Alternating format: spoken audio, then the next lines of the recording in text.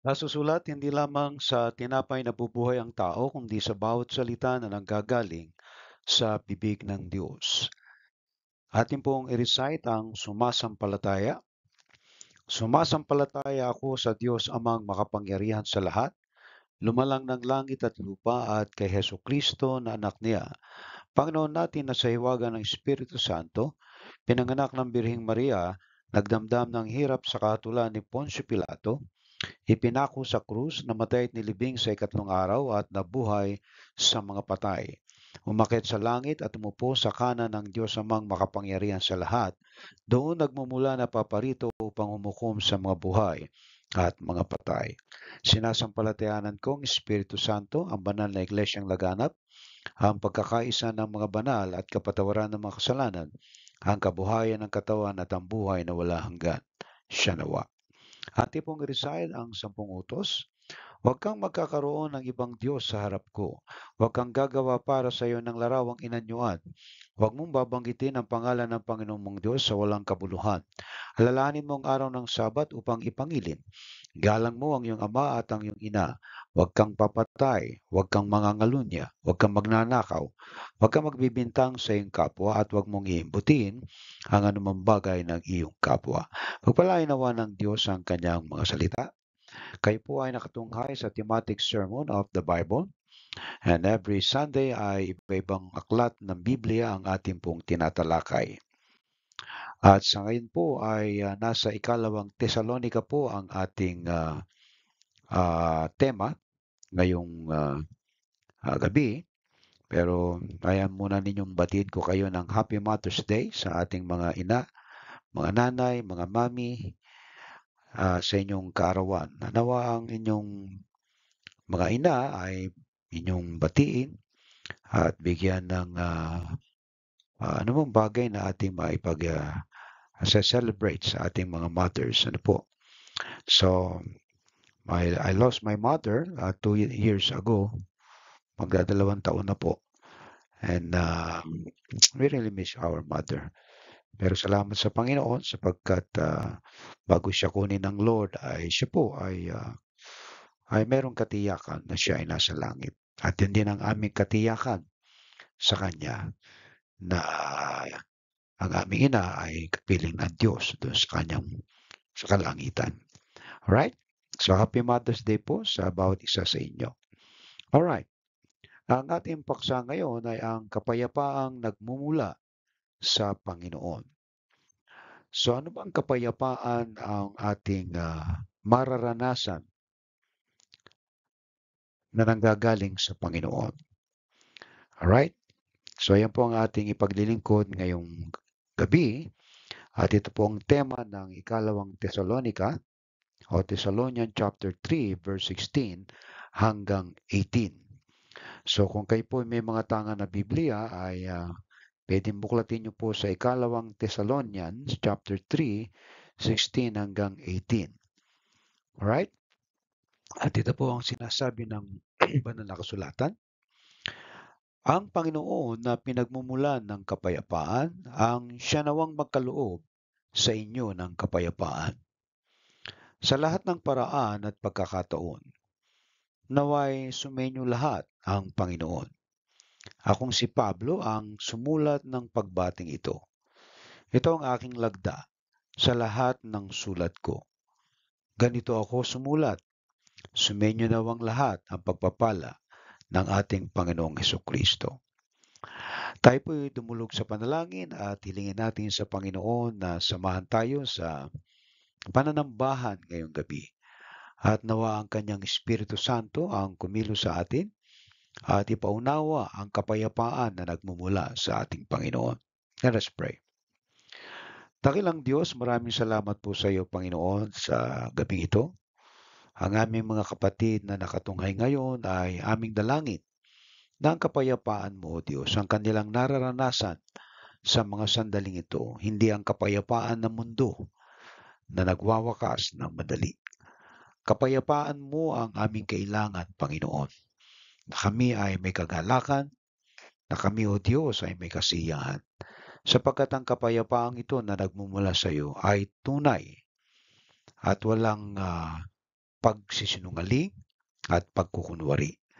Salamat, Panginoon, sa kapayapaang ito na dulot mo sa amin na kami po ay mapayapang nakakatulog ng mahimbing at nakakagalaw ng ligtas at mapayapa na nakagagawa ng mga bagay sapagkat ang kapayapaang nagmumula sa iyo ay tunay nga na may kalakip na ah, kasiyahan na nagmumula sa iyo. Kaya aming dalangin, Panginoon, sa gabing ito, ang aming mga kapatid na nakasama namin na sumasamba sa iyo sa Espiritu at katotohanan ay patuloy na magsaya sa kapayapaan na pinagkakaloob mo. Ito po ang aming dalangin sa ngalan ni Kristo Jesus. Amen. Alright? So, muli, ang ating pong talata ay nasa 16 hanggang 18 na ikatlo ng ikalawang Tesalonika. Okay? Ang aklat pong ito ay sinulat ni Apostol Pablo para sa mga mananampalataya na mga taga-Tesalonika. Isa po ito sa mga simbahan na naitayo ni Pablo nung siya ay nagmimisyon.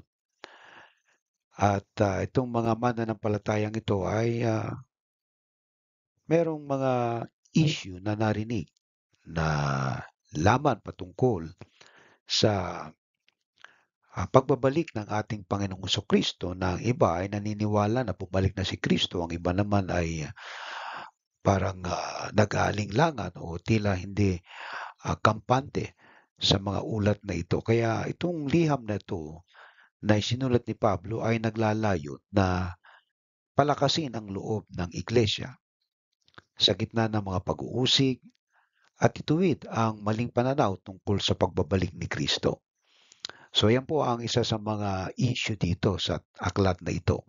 At ipinaliwanag ni Pablo ang patungkol sa muling pagbabalik ni Kristo. At walang sino mang nakakaalam nito. Tanging Diyos lamang sapagkat siya ang magtatakda kung kailang babalik si Kristo. Dito ay napakaklaro ng kanyang pagpapahayag patungkol sa second coming of Christ.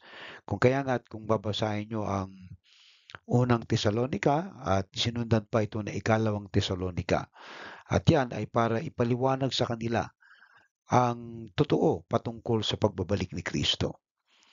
At paalalahanan din ang mga tamad na mamuhay ng maayos.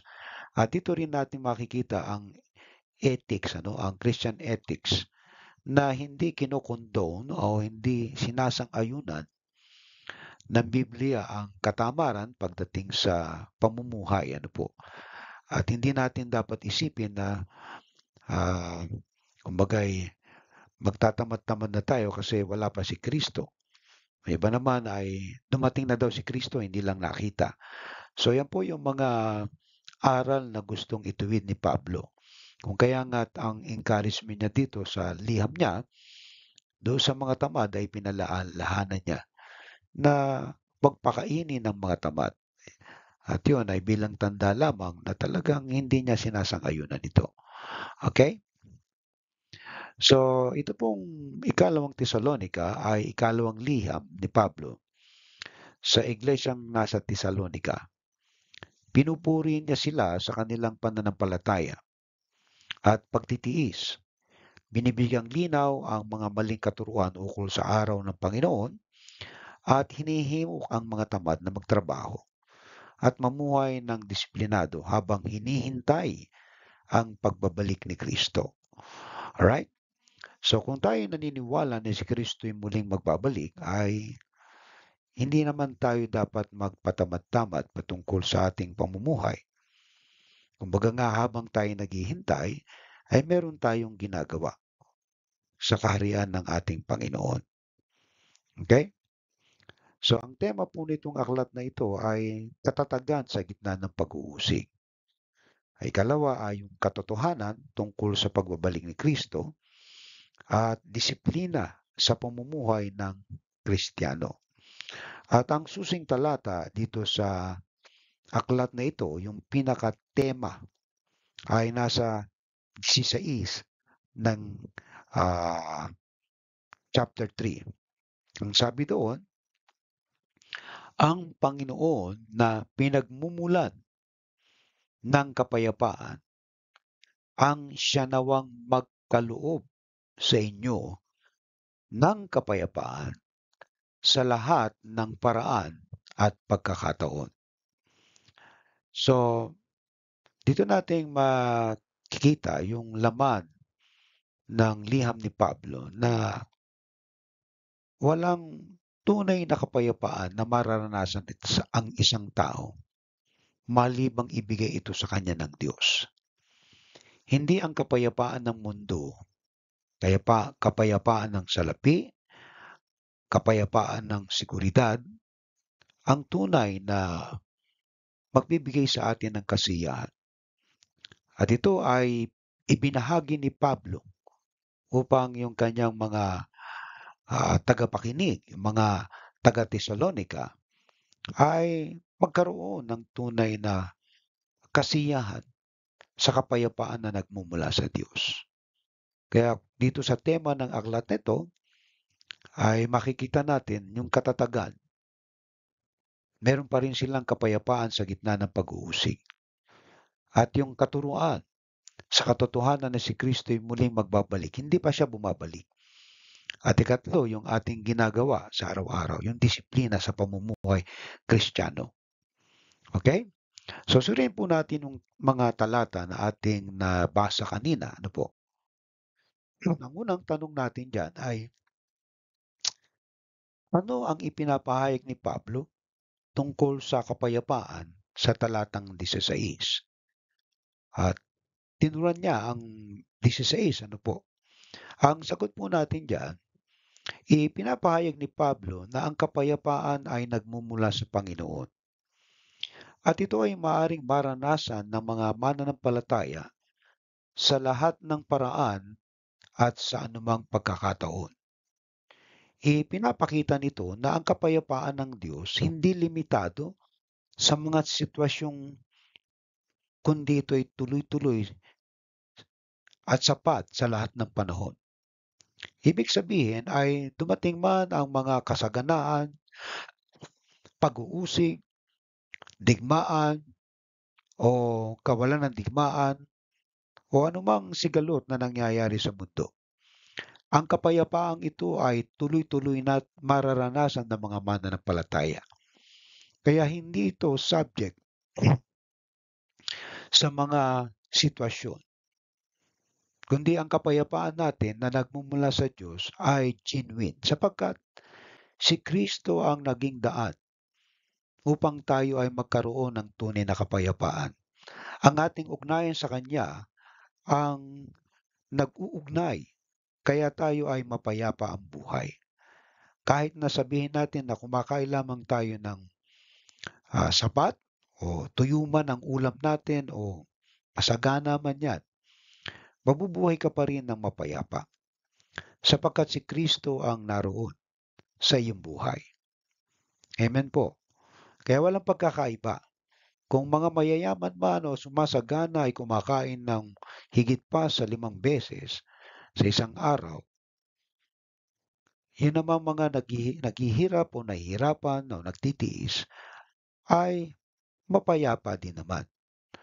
So, depende sa kapayapaan na nais nating makapit. Alright? At ayaw natin na magkaroon ng maling pangunawa patungkol sa kapayapaan. Hindi po ang pagkakaroon ng maraming salapi o limpak na salapi ang magdedetermina ng kapayapaan ng ating buhay. Sapagkat hindi po yan ang pinanggagalingan ng kapayapaan. So malinaw ang nabanggit ni Pablo na ang kapayapaang ito ay nagmumula lamang sa Panginoon. Dahil kung kapayapaan ng tao ay nagmula sa seguridad ng kanyang mga ari-arian o kanyang pananalapi, kawawa naman yung mga tao na walang ari-arian at walang pananalapi sapagkat hindi sila mapapayapa ang buhay. Kung kaya nga dito ay ipinakita ni Pablo na ang kapayapaan talagang ang Diyos ay nagbibigay. At paano tayo magkakaroon ng kapayapaan? kung si Kristo ay wala doon.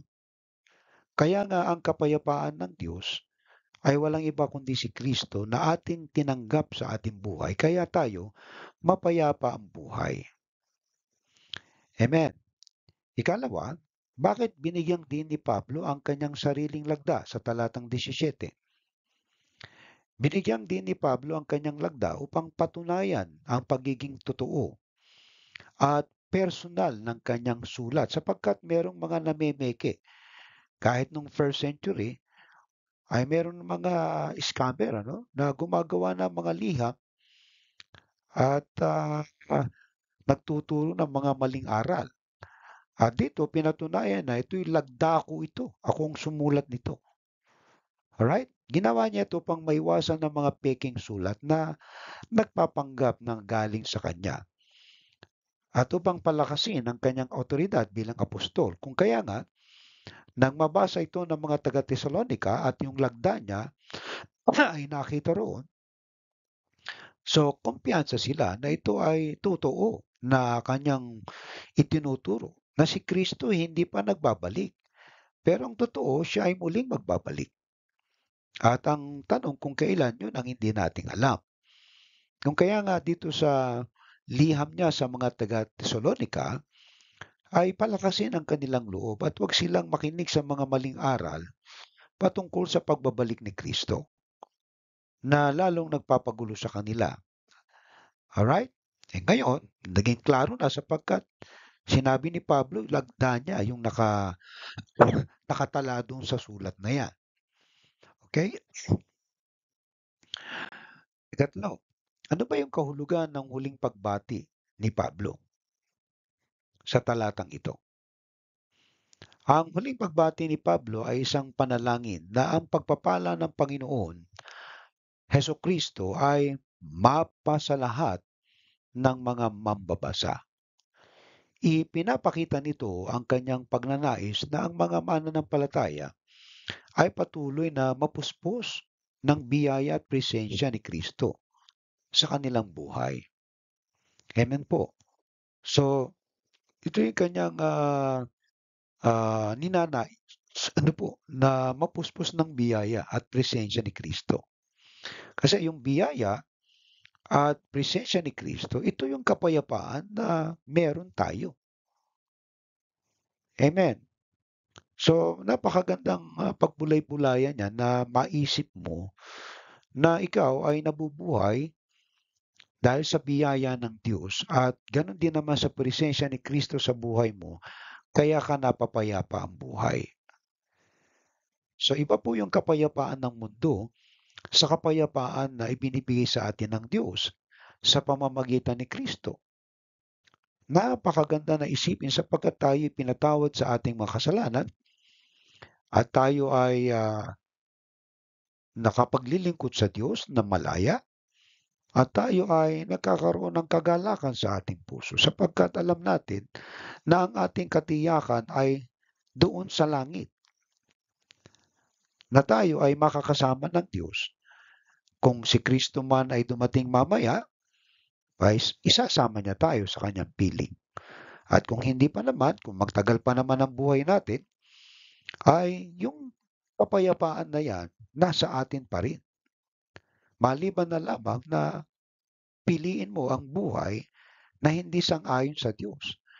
May mga tao at Kristiyano na hindi napapayapa ang buhay kasi ang pinipilin lang landas ay hindi yung landas na kalooban ng Diyos. Kaya nagkakaroon ng problema sa kanilang mga pamumuhay. Pero kung pipiliin natin yung landas ng Panginoon, yung presensya niya, yung biyaya niya, susunod sa atin yan, nasa atin na yan. Pero kapag sinunod natin yung ating hilig ng laman, yung mga maling paniniwala at maling aral, doon tayo hindi napapayapa ang buhay. Kaya nga kung tayo ay susunod sa kalooban ng Diyos na mapuspos tayo ng biyaya at yung presensya niya, talagang mapapayapa ang buhay natin. Amen? So ito pong ikalawang Tesalonica ay isa pong malambing at mapagpalang wakas ng isang pastoral na liham. Ipinapakita nito ang malasakit ni Pablo sa kanyang mga tagasunod. Nais niyang magkaroon sila ng kapayapaan, katiyakan sa katotohanan, at patuloy na tumanggap ng biyaya mula kay Kristo sa gitna ng pag-uusig, sa gitna ng pagkukulang at mga maling aral. Ang mensahe po ni Pablo ay malinaw. Sabi doon, ang Panginoon ang siyang pinagmumulan ng tunay na kapayapaan. Amen po. So kaya nga, kung sa Kanya nagmumula ang ating kapayapaan at dahil kay Kristo, yan ang genuine, yan ang tunay, hindi fake na kapayapaan, kundi genuine. Sapagkat yung biyaya ng Diyos at yung presensya ni Kristo sa ating buhay, yun na ang tinatawag na ultimate o pinaka dahilan kung bakit tayo napapayapa ang buhay. Sa gitna ng mga pag-uusig, sa gitna ng mga kaguluhan, sa gitna ng mga problema sa buhay. Kaya nga si Pablo, yung mga liham niya ay makikita nyo laman ng puso niya, no? Mga sulat niya sa ibang mga iglesia na magalak kayo lagi, right? Rejoice in the Lord always. And again, I say rejoice. Bakit? Napakahirap magsalita ng isang taong nagdurusa na sasabihin sa iyo ay magalag ka. Mahirap sabihin yun. Pero siya ay nasasabi niyang magalak sapagkat yung biyaya at presensya ng Panginoon ay nasa kanya. Ito yung tinatawag nating genuine na kapayapaan na nais ng Diyos na talagang maranasan natin. Amen po. Kaya kung kayo merong kapayapaan, sa kabila ng mga tinatawag natin mga pagsubok, mga kawalan, mga pag-aalinlangan at napapayapa ang buhay mo, aba ay kakaiba po yan sapagkat hindi ka iniiwan talaga ng Diyos. Kasama mo ang Panginoon sa buhay mo. Amen po. Now, balikan po natin ang ating paksa. Ito po ay huhugot lamang po tayo ng mga practical na application na magagamit natin sa ating buhay. Sapagkat ito pong liham na to ay matagal na, no? For more than 2,000 years na ang liham ni Pablo sa mga mananampalataya. At ito ay patuloy pa ring umaalingaw-ngaw sa ating panahon. At ang ating kukunin ay yung mga practical na paraan kung paano natin papakinabangan ang liham na to. Kaya kapag sinuri po niyo yung talatang yan, tayo po ay nasasaklaw ng mga pagpapalakas na isinulat ni Pablo noon at hanggang ngayon. Sapagkat alam niya ang dadaanan ng mga mananampalataya. Sila'y uusigin at mayroong mga tabulaang mga tagapagturo at mayroong mga problema sa buhay. Subalit, yung kapayapaan na nagmumula sa Diyos, ito yung kapayapaan na talagang hindi mo ipagpapalit kahit na anumang bagay sa mundo. Kapayapaan na hindi pwedeng ibigay ng mundo. Sapagkat ang kapayapaang yan ay nagmumula daw kanino? Sa Panginoon. Kaya kung meron ka nito, masaya ka, kampante ka, sapagkat yung presensya mismo ng ating Panginoon ay nasa atin. Alright? So ngayon, kung kayo ay hindi napapayapa ang buhay, abay magtanong-tanong kayo. Bakit? Right? Ngayon, kung gusto man naman magkaroon ng kapayapaan ang buhay mo, ay meron tayong tanong na sasagutin. Paano ka magkakaroon ng kapayapaan? Alam niyo po, sa mundo na ating kinalalagyan ngayon, mas pipiliin ng mga taong mapayapa ang buhay, tahimik, kaysa mga komplikado. Na ikaw ay sikat, kilala, makapangyarihan, maraming pera pero hindi ka namang makatulog sa gabi. Malaki po ang pagkakaiba niyan. Yung makatulog ka ng mahimbing sa gabi ay biyaya ng Diyos kapag ikaw ay nakakatulog. Pero yung hindi makatulog sa gabi dahil sa mga alalahanin, dahil sa mga problema, dahil sa mga hindi mo alam kung ano ang gagawin, ay talaga pong napakalaking disgrasya niyan sa buhay ng isang tao. Pero kung ikaw ay nakakatulog ng mahimbing, nakakagising ka ng mapayapa, ay biyaya ng Diyos yan na dapat mong ipagpasalamat sa Panginoon. Sapagkat alam niyo po yung mga taong hindi napapayapa ang buhay, madaling namamatay dahil sa kaiisip kung paano ma-resolve ang kanilang mga problema.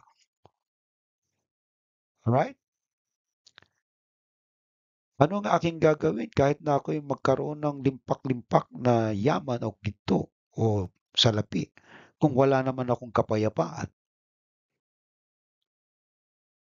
Mga kapatid, may mga tao na maaaring magtanong, ano ba ang pipiliin mo? Yaman na walang kapayapaan o sapat lang na may kapayapaan? Wag naman nating hilingin yung paghihirap, alright? Kundi kung ano ang kalooban ng Diyos. Kung mamuhay ka lamang ng sapat at mapayapa ang buhay mo, aba'y napakaganda niyan. Yung ikaw ay nakapaglilingkod sa Panginoon, yung ikaw ay nakakakain sa isang araw, yung ikaw ay nakakapamasyal, yung ikaw ay nakakangiti, aba'y mapayapa ang buhay mo. Kaysa naman yung napakarami mong salapi na hindi ka mapayapa ang buhay, ay malaki po talaga ang pagkakaiba.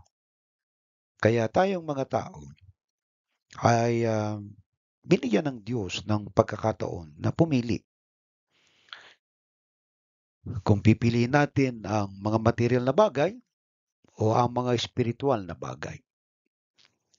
At kung ano yung pansamantala at kung ano yung magtatagal. Marami kasing mga tao ang naliligaw ng landas sapagkat ang iniisip nila na mas marami ang kanilang salapi ay magiging mas mapayapa ang buhay nila. So yan po ay isang malaking kabalintunaan sapagkat hindi yan ang tinuturo ng Biblia. At ang tinuturo sa atin ngayon ay yung kapayapaang nagmumula sa Panginoon. Hindi po sa katanyagan, hindi po sa pera, hindi po sa kapangyarihan, hindi sa dami ng mga accumulated na ari-arian na inaakala ng tao sa mundo na mapapayapa ang buhay nila kapag sila ay marami na nito. Mali po yan. Hindi po yan ang tinuturo sa atin. Alright? So ang tanong, maaaring kayo ay magtanong at itong tanong na to ay sasagutin natin. Paano ba magkaroon ng kapayapaan? Okay? Kung ikaw ay naki Kristo, malaki ang potential mo na mapayapa ang buhay mo. At ito mga gagawin natin ay mga hakbang na magtuturo sa atin ng basic kung paano magkaroon ng peace in our hearts, kapayapaan sa ating puso. Na hindi tayo naliligalig, hindi tayo nababalino, hindi tayo nawiwindang sa mga bagay na nangyayari sa ating kapaligiran. Amen. Ang mahalaga, ang ugnayan mo kay Kristo na siyang pinagmumulan ng kapayapaan ng buhay. So anong gagawin natin para manatili ang kapayapaang yan? Number one, manalangin para sa kapayapaan sa bawat aspeto ng buhay. Sapagkat sa araw-araw tayo po ay sinusubok ng mga pangyayari. Ano po? Maaring sa pera, maaring sa relasyon, maaring sa kalusugan, maaring pangbansa o kalipunan ng tao. Maraming threat. Kung titingnan nyo ang bawat aspeto ng ating buhay, tayo ay relational na tao. Tayo ay nakikipag-ugnayan sa lahat ng aspeto ng ating buhay, sa ating um, pinansyal, sa ating physical, emotional, sa ating relasyon, sa ating mga trabaho. Ito, titingnan natin lahat ng aspeto ng ating buhay yan eh. Na tayo ay may mga bahagi dyan.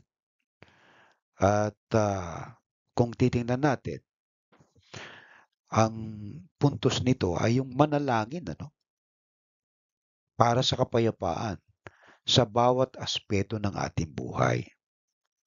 Saan ka ba hindi napapayapa? Yung iba ay hindi napapayapa kasi pag wala na silang pera, balisa na sila. Eh siyempre nga naman, kung ang anak mo'y 5 at ang pinagkakakitaan mo ay talagang kulang, hindi ka mapapayapa talaga niyan. So dito ay titingnan natin yung itong practical aspect na to, na ang Diyos ay tumutugon sa panalangin. Alam natin yan. Pero bakit kinakailangan pa nating manalangin kung alam ng Diyos ang ating mga kailangan? Ito ay nagpapakita lamang ng ating ugnayan sa Kanya na tayo ay talagang dumudulog at humihingi sa ating Ama na nasa langit sapagkat ito ay kalooban niya na tayo manalangin.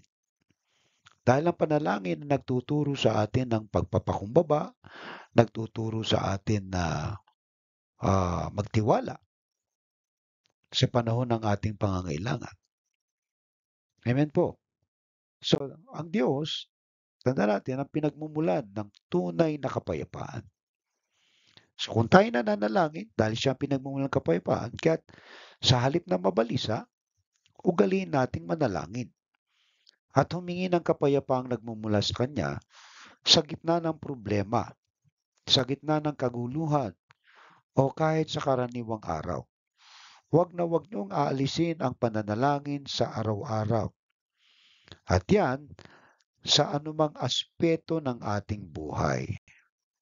Amen po. Magsimula ng araw sa panalangin at ihandog sa Diyos ang bawat sitwasyon na maaaring magdulot ng pagkabahala. Mga kapatid, naniniwala tayo na walang imposible sa Diyos. Amen po. Yan po ay anumang larangan o aspeto ng ating buhay, ang Diyos ay tumutugon. Kahit nga sa bayaran ng utang, itutulungan ka ng Diyos kapag nanalangin ka. Kahit nga sa mga karamdaman, kahit nga sa relasyon, kahit sa ating mga anak, mga inaalala natin sa ating pamilya, paano na kaya, ating mga bayarin. So, meron tayong mga problema sa buhay, mga pangyayari na tanging mapapayapa lang tayo kapag ito ay idinulog natin sa Diyos. Amen po. So diyan, nasusubok ngayon yung ating pagtitiwala sa Kanya. Na hindi tayo gagawa ng mga kalokohan o anumang kabuktutan para lamang makamit natin ang gusto natin. So dito, tinuturuan tayo na kung gusto natin magkaroon ng kapayapaan, ay manalangin tayo, idulog natin sa ating Panginoon. At makikita mo ang resulta niyan. Kaya kung hahanapin muna natin yung kanyang kalooban, lahat ng bagay dadagdag na lang. Ay kalooban ng Diyos na dumulog ka sa Kanya sa panalangin. So sa makatuwid, ang kailangan mo sa araw-araw ng buhay talagang makipag-ugnayan sa Diyos. Na lagi kang tumatawag sa Kanya. At doon napapayapa ka sapagkat ipinagkatiwala mo na sa Panginoon ang iyong mga alalahanin sa buhay. Kapag ginawa mo yan, nagiging payapa ang buhay mo. Sa isang araw, talagang nabubuhay ka na may kasiyahan sapagkat ipinagkatiwala mo ng lahat sa Diyos. Kaya hindi ka mawiwindang, hindi ka mababalisa sapagkat alam mo yung pinagtitiwalaan mo ay gumagawa sa iyong buhay. Lalong-lalo na kung anak ka ng Diyos. Hindi ka niya pababayaan. Amen po. Kaya napakahalaga ng pananalangin sa anumang sitwasyon ng ating buhay, anumang aspeto ng ating buhay. Gawin natin 'yan sapagkat 'yan ang tunay na magbibigay sa iyo ng kapayapaan. Tinuturuan lang tayo ng Diyos na talagang magtiwala sa Kanya at hindi natin kailangang mabalisa o mabahala sa anumang ating pangangailangan. Dahil kung merong Diyos na napakalaki na lahat sa Kanya nagmumula, ano pa ang aking ipag-aalala? Kung ito man ay sa pagkain, sa relasyon, sa kalusugan, ay nariyan ang Diyos na handa magbigay ng ating kailangan. Amen po. Kaya hindi tayo mababahala. Kaya yung panalangin number 1 po yan, na ikaw ay talagang sinusuko mo ang buhay mo sa Kanya at inaalay mo ang lahat sa Kanya, hinihiling mo sa Kanya. Kaya nga mga kapatid, kung ano man ang mga problema nyo sa buhay na pinagdaraanan ngayon, wala nang higit pa sa kapangyarihan ng pananalangin. Yan ang nagtuturo sa atin na magkaroon ng kapayapaan. Amen? Maraming alalahanin, totoo yan. Pero mas malaki ang Diyos sa mga alalahanin. Kapag tumawag ka sa Kanya, kakampi mo ang langit. Amen. Ikalawa, kilalanin ang mga tagapagturo ng salita ng Diyos. Ayan. Mga kapatid, hindi naman bababa si Kristo dito sa lupa para magturo uli. Ano po? Ang Panginoon ay nagdala ng mga mangangaral, mga tagapagturo para akayin yung kanyang mga anak na matuto pa, alright, patungkol sa pagkakilala sa Kanya. Alright? Hindi ka pwedeng mabuhay mag-isa. Alright? Ngayon, itong kilalanin niyo po yung mga tagapagturo ng salita ng Diyos. Yan ay nire-require niyan talagang yung magsasubmit ka eh. At hindi natin pwedeng sabihin na alam na natin ang lahat ng bagay. Kaya nga nagbigay ang Diyos ng mga tagapagturo para turuan tayo na mas makilala pa ang Panginoon. Alright? Tulad ni Pablo na may personal na lagda sa kanyang mga sulat, makikita rito ang pagpapahalaga sa katapatan at integridad ng mga tagapangaral. So yung kanyang signature na sinasabi niya, no, na lagda ko ito, akong sumulat nito, yung authenticity na siya ay tunay na apostol, tunay na mangangaral. Yan ay bigay ng Diyos. For what reason? Turuan yung kanyang mga anak. Ngayon, kung hindi ka makikinig sa kanya, may problema ka. Naintindihan niyo po? Gusto mong mapayapa ang buhay mo, hindi ka naman nakikinig ng salita ng Diyos sa mga nagtuturo sa iyo. So, magkakaroon ka talaga ng problema pagdating sa kapayapaan. Hindi sila perpekto. May mga kulang din sila. Pero mga kasangkapan sila ng Diyos para turuan ka. Ngayon, hindi ka naman nakikinig, so may problema ka ngayon. Tapos iiyak ka kasi ang laki ng problema mo. Samantalang yung mga isinugo ng Diyos sa'yo para magturo, turuan ka, ayaw mong pakinggan. So magkakaroon ka talaga ng problema. Mga kapatid, right? Kung ang Diyos ay nagpadala sa iyo ng mangangaral o tagapagturo, biyaya ng Diyos sa iyo yan. Kasi gusto niya na matuto ka. Amen po. Ngayon, makikita mo naman yung tagapagturo kung yan ay tapat sa kanyang tinuturo at may integridad. Dahil kung pamumuhay niyan ay sala do'n sa tinuturo niya, eh, huwag kayong makinig. Amen po, alright? So, application natin diyan, kilalanin ano, ipanalangin. Maganda yung kilalanin yung mga tagapagturo.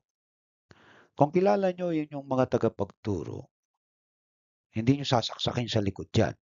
Meron kasing mga tao, kahit mga Kristiyano 'no, dahil hindi nila kilala yung kanilang nagtuturo sa kanila, talagang sasaksakin sa likod yan. At yan ay nakakalungkot ano, para sa mga isinugo ng Diyos na magturo sa'yo pero sinaksak mo sa likod. Talagang ano yan, yan po ay malaking, kumbaga nga, eh, sa aking tingin ay isang malaking kabobohan po sa mga tao na binigyan na ng biyaya ng Diyos na turuan sila pero hindi nakinig dahil hindi kilala. Ayun, ang resulta, betrayal ano. Nangyari na po 'yan. Ipanalangin yung mga nagtuturo sa'yo.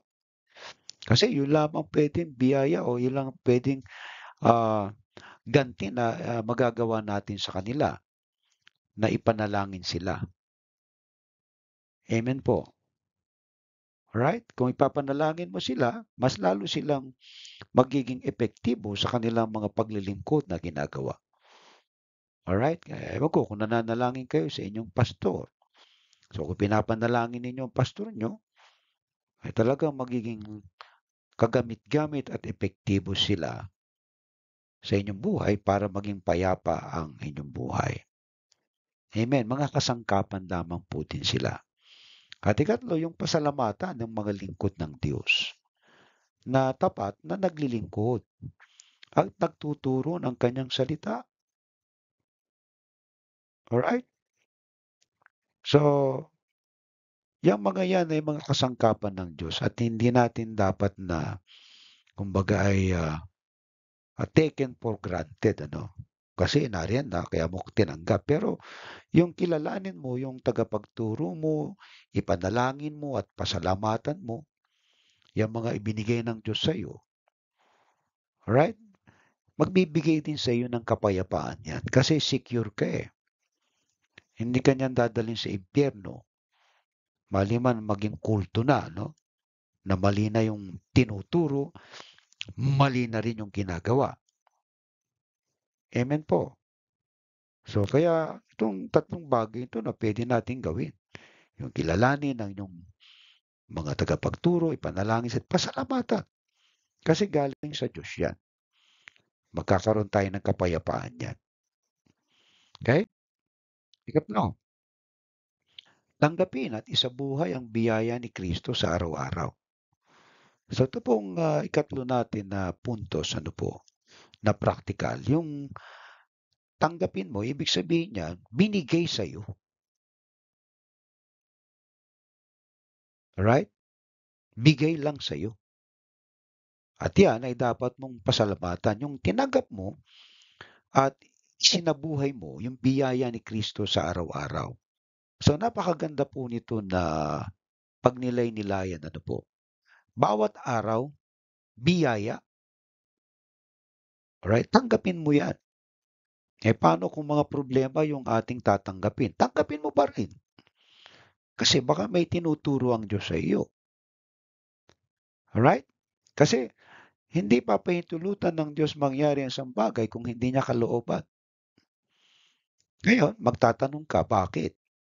Doon mo ngayon matutuklasan ang mga rason kung bakit ang mga pangyayari sa buhay mo ay dumarating. At ngayon, kung isa sa buhay mo yung natutunan mo, na kaya pala na nais ng Diyos na ikaw yung magtiyaga, magtiis, kasi meron siyang inihahanda para sa iyo. Tandaan natin, lahat ng bagay na nangyayari sa ating buhay ay biyaya ni Kristo sa araw-araw. Sa araw na ito, mula paggising mo sa umaga hanggang sa paghimlay mo sa gabi, kung pagninilay-nilayan mo ang nangyari ngayong maghapon, ano ba yung mga bagay na dapat mong ipagpasalamat? Ano ba yung mga bagay na natutunan mo sa araw na ito? Ano ba yung mga bagay na dapat mong isabuhay?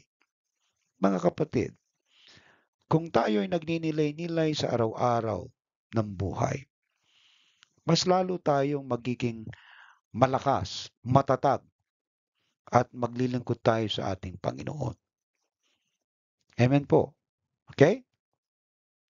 Ang pagpapala ng Panginoong Kristo ay hindi lamang para sa kaligtasan, ano? Kasi nung tanggapin mo siya, binigyan ka niya ng buhay na wala hanggan. Pero pagkatapos ba niya, dinala ka na agad sa langit? Hindi pa. Narito ka pa sa lupa.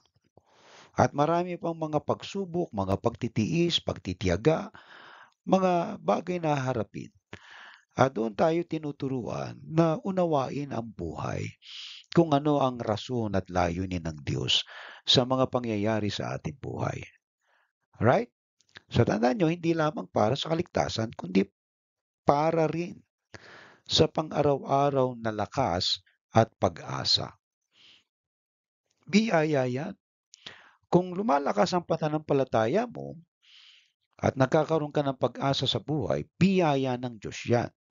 Ibig sabihin, hindi ka niya pinababayaan. Kasi yung manlumo ka, nakakalungkot yan. Para bang wala ka ng pag-asa.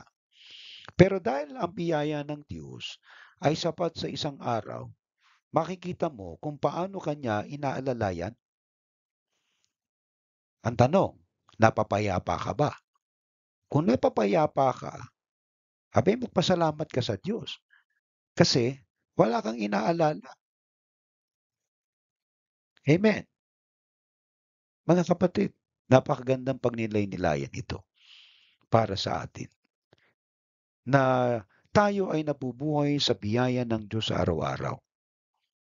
At hindi mo pwedeng sabihin na wala kang kinain ngayong maghapon. Hello? Hindi mo pwedeng sabihin na hindi ka nakatulog. Amen po. Mga kapatid, kukulangin ang butil ng buhangin kung bibilangin natin yung kanyang biyaya. Grabe. Pagkagising mo pa lang sa umaga hanggang sa paghimlay mo sa gabi, magbilang ka na ng biyaya ng Diyos na ibinibigay niya sa iyo sa araw-araw. Ewan ko lang kung sasabihin mo, walang ginawa ang Diyos sa buhay mo ngayong maghapon. Amen po. Ikaw ba'y nakatulog ng mahimbing? Ikaw ba'y nakakain? Ikaw ba'y hilamos, nakapag-toothbrush, nakaligo, nakalakad, nakapagbihis ng damit, nakaupo, nakatae? Abay, grabe. Hindi mo ba pagpapasalamat yung biyayang yan? Yung iba nga hindi na matae, yung iba nga hindi na makalakad, yung iba nga hindi makakain. Di ba mga practical na bagay yan? Na sa pang-araw-araw ay dapat nating limiin na talagang grabe ang Diyos. Mabubuhay ka ng payapa eh. Kulang nga ang mga putin ng buhangin para ipagpasalamat mo sa Diyos. Ngayon magrereklamo ka kasi wala kasi ako nito. Ay hindi mo kailangan yan kaya wala ka. Kasi kung kailangan mo yan, ibibigay ng Diyos sa iyo yan. Amen po. Kung ano lang kailangan mo sa araw na to, sapat lang yun. At yan, natutuwa ang Diyos kapag ipinagpapasalamat mo yung biyaya na tinatanggap mo sa araw-araw. Amen po. Mga kapatid, naunawaan ninyo ang aking ibig sabihin. Kaya magkakaroon tayo ng kapayapaan. At yung kapayapaan na yan, ang Diyos mismo ang pinagmumulan. Tatanong tayo, bakit hindi napapayapa yung iba? Ang dami nilang hinahanap. Kung anong wala, yun ang hinahanap. Kung anong meron ka ngayon, yun ang ipagpasalamat mo. Kasi yun lang ang kailangan mo ngayon sa araw na ito. Ngayon, tanong, kailangan mo bang makinig ng salita ng Diyos? Tanong, yes. May ibinigay ba ang Diyos sa'yo na mga ngaral para makinig ka? Meron. O ipagpasalamat mo sa Diyos yan. Hindi ka na nga pupunta ng simbahan sa araw na 'to, naka-online ka na para makinig ka ng salita ng Diyos, hindi ka pa nakikinig. So, problema mo na ngayon 'yan. Huwag mo sasabihin na hindi ka tinuruan ng Panginoon. Alright?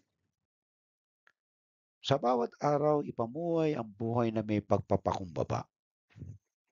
pasasalamat, pagtitiwala sa biyayang tinanggap mula kay Kristo. Tandaan niyo po, pamuhay ang buhay na may pagpakumbaba. Huwag tayong magyabang, huwag tayong magmalaki. Di natin kailangan 'to. Saka na lang, mga kapatid, yan po ay isang pagmamalaki sa Panginoon. Kapag sinasabi mong hindi mo na kailangan ito, hindi mo na kinakailangang pakinggan yan, hindi mo na kinakailangang gawin yan. Alam niyo mga kapatid, ang mga taong itinataas ng Diyos, yung natututo na magpakumbaba. Ayun, pasasalamat.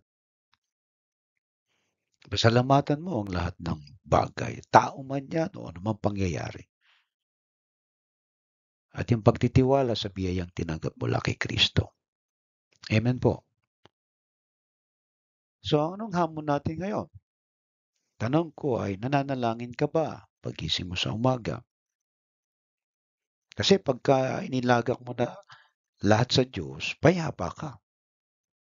Every day. Sa loob ng 35 years na aking paglilingkod ay yung pananalangin, hindi ko talaga nakakalimutan yan. Doon mapayapa ang buhay ko. May mga panalangin na hindi sinasagot ng Diyos. May panalangin na agad niyang sinasagot kasi kailangan mo. Ngayon, kung yung mga panalangin mo na wala pang sagot, maghintay ka lang. Kasi kaya hindi dumarating, hindi mo pa kailangan. May mga tao kasi na gustong madaliin, shortcutin ang lahat. Yung mapayapa ka ay sa aking pananaw, nanalangin ka na payapa ka ay isang kagalakan at kasiyahan. Kasi yung mapayapa ka, alam niyo po, nagpapahaba ng buhay. Yung mga hindi napapayapa ang buhay, hindi tumatanda. Alam niyo kung bakit? Kasi maaga silang namamatay sa kaiisip ng problema. Kaya nga kung nananalangin ka, aba, ay mapayapa ang buhay mo. Kinikilala mo ba ang mga ngaral mo? Hello? Pinadala ng Diyos sa'yo para magturuan ka. Tinatanggap mo ba ang biyaya ng Diyos araw-araw? O baka namang hinahanap mo yung wala? Mga kapatid, kung anong meron ka, lahat yan galing sa Diyos. Yan ay ibinigay ng Diyos kasi yan ang kailangan mo sa araw na to. Hindi pwedeng magkamali ang Diyos eh. Kilala niya tayo at alam niya ang ating pangangailangan. Amen. Tandaan natin, ang Diyos ang tunay na pinagmumulan ng kapayapaan. Sa bawat sandali at pagkakataon, nais niya tayong pagpalain ng kapayapaang hindi kayang ibigay ng mundo.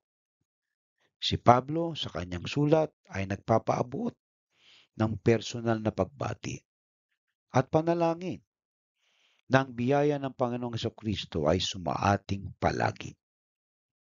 Tandaan niyo po, ang kapayapaan ng Diyos ay hindi nakabatay sa sitwasyon. Ibig sabihin, may pera ka man o wala. Alright? May digmaan man o wala. Kundi sa presensya niya sa ating buhay. Kasi kung siya ay nasa iyo, mapayapa ang buhay mo. Mananatili siya sa iyo, patuloy kang nakikipag-usap sa kanya sa panalangin. Nakikinig ka doon sa mga aral ng mga isinugo niya. Amen po. Yan ang magbibigay sa atin ng kapayapaan. Alright? Tayo po'y manalangin. Kung kayo po'y napagpala ng ating mensahe ngayong gabi, ay pwede po kayong magbigay ng inyong mga tithes and offering dito po sa care po sa ating kapatid na Merlinda.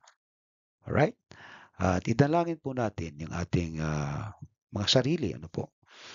At itong ating paglilingkod ay patuloy nating ginagawa. It doesn't matter kung saan ka naroon. Ang mahalaga, yung presensya ng Diyos nasa iyo. That's all matters. At napakinggan mo yung mensahe niya sa iyo ngayong gabi. Alright, tayo manalangin at pagpasalamat yung ating mga kaloob. Dakila naming Diyos, nagpapasalamat po kami sa oras na to sapagkat ang mensahe mo, ang kapayapaang nagmumula sa iyo, tanging kapayapaan mong tunay, yung presensya mo sa aming buhay. Salamat Panginoon sapagkat ikaw po ang kapayapaan namin. Dalayan po namin ang aming mga kapatid na pagpalain mo o Diyos, pati ang kanilang mga kaloob. Dalayan po rin namin ang aming sponsor, Panginoon, sa aming mga scholar. At dalayan po namin, O Diyos, na nawa ang bawat isa ay magkaroon ng appreciation sa mga ginagawa mo sa kanila sa araw-araw upang sila'y makapagpatuloy na nakapaglilingkod sa iyo. Ito po yung aming dinadalangin pati na mga kaloob na pagpalain mo, Diyos. Sa ngalan ni Kristo, ito po ang aming dalangin. Amen and amen. Alright? Sa ating pong pangwakas na panalangin at bendisyon, awitin po natin ang ating doxology. Praise God from whom all blessings flow. Praise Him all creatures here below. Praise Him above ye heavenly hosts. Praise Father, Son, and Holy Ghost. Amen. Pagpalain ka nawa't ingatan ni Yahweh. Kabagan ka nawa't subaybayan ni Yahweh. Lingapin ka nawa at bigyan ng kapayapaan ni Yahweh. Tatlo pong amen. Amen. Amen. Amen. Magandang gabi sa inyo lahat. Umayo kayong papayapa at ihanda ng Diyos sa kinabukasan. God bless you po. Makita-kita tayong muli sa susunod na linggo.